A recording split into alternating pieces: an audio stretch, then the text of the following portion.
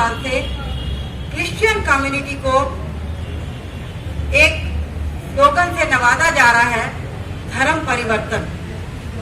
हम कन्वर्जन करते हैं। तो साथियों, यदि हम कन्वर्जन करते हैं तो मैं थोड़ा सा ध्यान दिलाना चाहूंगी। इस्कॉन एक ऑर्गेनाइजेशन है, वो विदेशों में भी जाकर कन्वर्जन करते हैं और विदेशी लोगों को इंडिया में लाकर उनको अपने धर्म में ढालते हैं। तो क्या ये कन्वर्जन नहीं है? आज जितने भी हमारे साथ अन्याय हो रहा है पुलिस चौकियों में, एक ही चीज कि आप लोग धर्म परिवर्तन कर रहे थे। एक ही बात सुनने में आती है, पुलिस हमेशा, हम फोन करते हैं तो कहती है कि मैडम आप वो तो धर्म परिवर्तन हो रहा था। तो हमने ये कहा कि जब धर्म परिवर्तन हो रहा था तो उसको प्रूफ क्यों नहीं किया जा रहा अभी तक? एक भी केस, इतने केसेस में जो मिस्टर माइकल ने बताए हैं, एक भी ऐसा केस नहीं है जिसमें कि पुलिस प्रूफ कर पाई हो कि किसने किसका धर्म परिवर्तन किया, कब किया और कैसे किया। तो सबसे पहला इशू तो भारतवर्ष में ईसाई समाज के लिए यह है कि हम लोगों की ये तोहमत है कि हम धर्म परिवर्तन करते हैं। दूसरी बात, यदि हम आंकड़ों में आते हैं तो 2005 का आंकड़ा हम देखते हैं तो उसमें 2.6% ईसाई समाज था और अभी जैसे मिस्टर माइकल ने बताया 2011 में 2.3%।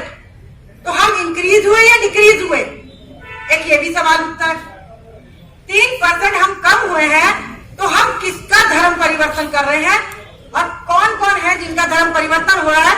तो एक मेरा ये भी सवाल है आज की प्रेजेंट सरकार से, जो हमें कहा जाता है। दूसरी बात यह है कि जब हम लोगों को मारा जाता है, हमारे लोगों को ही पीटा जाता है, उन पर जुल्म होता है, जब पुलिस में जाते हैं तो उन्हीं लोगों पर 295A और 3/5 लगा दी जाती है। और वो इसलिए लगाई जाती है कि भाई धर्म परिवर्तन कर रहे थे, उसने कह दिया, उसने कह दिया, उसने कह दिया, धर्म परिवर्तन कर रहे थे। तो यदि धर्म परिवर्तन प्रूव नहीं होता तो मैं ये कहती हूँ कि उन लोगों के लिए भी कोई रूल बनना चाहिए जो ये झूठा आरोप हम पर लगाते हैं और हमारे लोगों को मारते हैं, पीटते हैं, हमारी औरतों के साथ, हमारी महिलाओं के साथ, हमारी बहनों के साथ बदतमीजियां करते हैं। किसने उनको अधिकार दिया? तीसरी बात यहाँ पर आती है पुलिस की। इतनी जबरदस्त पुलिस एट्रोसिटी है इंडिया में कि मैं आपको बता नहीं सकती। जितने भी केसेस होते हैं उसमें हम सबके अपने अपने काम हम लोगों ने फिक्स किए हुए हैं। तो जब ये कहीं से पता चलता है कि फलानी जगह परसिक्यूशन हो रहा है तो हम पुलिस को फोन करते हैं, तो पुलिस उल्टे उल्टे सवाल हमसे करती है। और अभी मैं एक लेटेस्ट आपको किस्सा बताती हूँ। नेटौर बिजनौर में एक गांव है, विलेज है नेटौर। वहां एक पास्टर है मिस्टर दिनेश, वो चर्च चलाते हैं। उनको लिटरली वो रात को किसी फैमिली में गए थे, वहां से आ रहे थे तो पुलिस ने, वहां के SHO ने रोका और उससे कहा तू कहाँ से आ रहा है? उसने कहा कि जी मैं ऐसे फलाने फलाने घर गया था और प्रार्थना के लिए गया था। तो उससे कहते तू अपना बैग खोल, बैग दिखा। उसने बैग खोला, बैग दिखाया तो उसमें एक बाइबल और एक डायरी निकली। तो बाइबल हाथ में लेके SHO कह रहा है कि ये अपनी किताब को तू अपने घर में रखना। ये मैं पुलिस की एट्रोसिटी बता रही हूँ, मेरे पास इस चीज का रिकॉर्ड है। तो कहता बाइबल को ये तू अपने घर में रखना, यदि तू दिख गया कहीं भी बाइबल का प्रचार करते तो मेरे से बुरा कोई नहीं होगा। लास्ट में कहता है ये बात तेरे में और मेरे बीच में होनी चाहिए, वरना तू देख लेना। ये पुलिस का काम। मैंने वहां के SP को फोन किया, डॉक्टर धर्मवीर वहां के SP हैं बिजनौर के। उनको मैंने फोन करके जब ये सारी बात बताई तब उसने इस संडे से उनको अलाउ किया चर्च लेने के लिए। तो ये तो पुलिस की एट्रोसिटी है। तो जो माहौल इस समय गरमाया हुआ है पूरे भारतवर्ष में और स्पेसिफिक माइनॉरिटीज में भी मैं ये कहूंगी स्पेशली कि मुस्लिम और क्रिश्चियंस को जिस तरीके से टारगेट किया जा रहा है, ये बहुत बड़ा सोचने का विषय है। अभी मैं छत्तीसगढ़ का आपको हादसा बताती हूँ। गुजरे 15 दिन पहले एक लेडी है, मैं किसी संस्था का नाम नहीं लूंगी, वो एक ऐसी संस्था से है जिसने उसे मारने पीटने के लिए खड़ा किया है और उस लेडी का नाम है ज्योति शर्मा। वो क्या करती है, अपने लेडीज को लेके निकलती है और जहां भी क्रिश्चियन समाज के लोग देखते हैं उनको पकड़ती है और उनके साथ बदतमीजी करती है।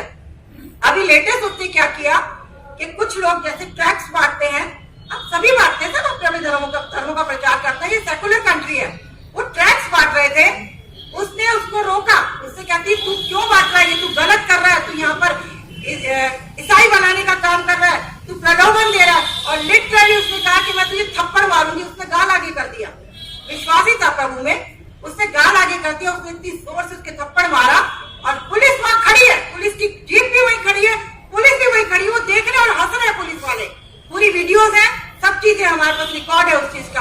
और उसको कह रही है यदि यहाँ सेक्टर्स में चारों तरफ लोगों सुन लो, कहीं भी ये दिख जाता है, ये दूध भिलाई की घटना है, ये कहीं भी ये दिख जाता है तो इसको मार मार के बुरा हाल कर दो। उसी लेडी ने, उसके लिए जब हम लोगों ने FIR लिखवाई, वो 1 दिन के लिए जेल में गई और जब वो जेल से वापस आती है तो वो संस्था उसको अवार्ड दे दिए कि आपने बहुत बड़ा काम किया है एक लेडी होके। और अभी फिर 4 दिन पहले दुर्ग में उस लेडी ने रात को 1:30 बजे करीबन 40 औरतें, आदमी, बच्चे, वो कहीं प्रार्थना कर रहे थे, उनको पकड़ा और पुलिस में ले गई।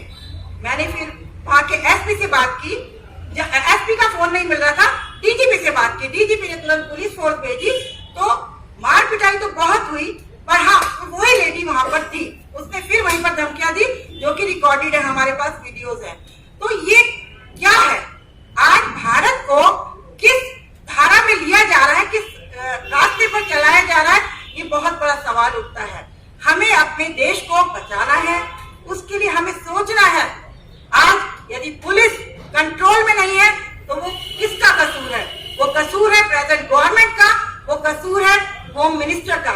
जब इन बच्चों के घर में अटैक हुआ था तो इनका ऑनलाइन चर्च चल रहा था, तो 3 अक्टूबर को करीबन 18 केसेस पूरे भारतवर्ष में क्रिश्चियंस के साथ हुए, 18 केसेस, सबसे ज्यादा केसेस 3 अक्टूबर को हुए। तब जब मुझे ऑनलाइन चर्च चला था, एक बहन ने मुझे फोन किया कि ऐसे मैम अटैक हुआ, तभी मैंने वहां के SSP को फोन किया और चीजों को कंट्रोल में किया। तो जो हिसाब इस समय चल रहा है, ये बहुत सोचने का विषय है। आज यदि इसी तरीके से होता रहा और हमने आवाज नहीं उठाई तो बहुत मुश्किल होगा।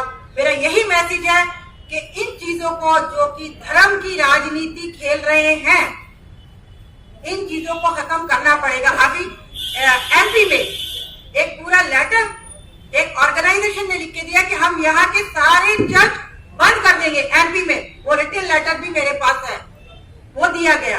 अभी कर्नाटका में परसों अनाउंसमेंट की है CM ने कि आप चर्चिस में जाके देखिए कौन मुसलमान से कन्वर्ट हुआ, कौन हिंदू से कन्वर्ट हुआ, कौन सरदारों में से कन्वर्ट हुआ। तो ये जिस तरीके की, मैं तो ये कहूंगी, जो गलत भावना और जो जहर घोला जा रहा है, आज ये बहुत बड़ा सोचने का विषय है। इसको रोकना पड़ेगा, नहीं तो भारतवर्ष में माइनॉरिटीज का जीना दुश्वार हो जाएगा। Thank you so much.